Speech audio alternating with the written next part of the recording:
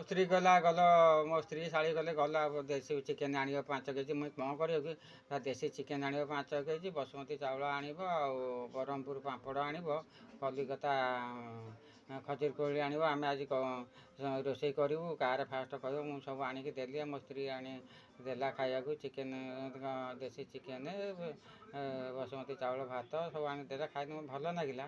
କିନ୍ତୁ ତା ଟିକିଏ ଅଲଣା ଥିଲା ଇଏ ତରକାରୀ ଆଉ ମାଛ ତରକାରୀ। ତାପରେ ଶାଳୀ ଆଣିଥିଲା ପରଫେକ୍ଟ, ଖାଇଲି ପୁରା ଟେଷ୍ଟ। ଆଉ ତାପରେ ମୋ ଶଳା ଭାଉଜ ଆଣିକି ଦେଲା, ସିଏ ପୁରା ଏକଦମ ତା ଦେହରେ ତେଲ ଢାଳି ଦେଇଛି, ପୁରା ତେଲ ଭାସୁଛି, ଖାଇ ହେଉନି। ତେଲ ମୋତେ କହିଲେ କାହାର ଭଲ ହେଇଛି।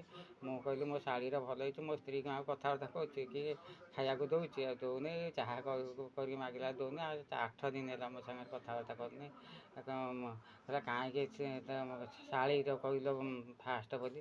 ମୁଁ ସେ ଭଲ କରିଛି, ଆଉ ତ ପୁରା ଟେଷ୍ଟ ଅଛି। ଆଉ ତୋର ଠିକ୍ ହେଇଛି ରେ, ଆଉ ଟିକେ ତୁ ଅଲଣା କରିଦେଇଛୁ, ଆଉ ଟିକେ ଲୁଣ ପକେଇଥିଲେ ଭଲ ହେଇଥାନ୍ତା। ଆଉ ସେ ବା 8 ଦିନ ହେଲା କଥାବାର୍ତ୍ତା କରୁନି। ଆଉ କଥାବାର୍ତ୍ତା କରୁଛୁ, ମୋତେ ଖାଇବା ପିଇବା ଦେଉଛି।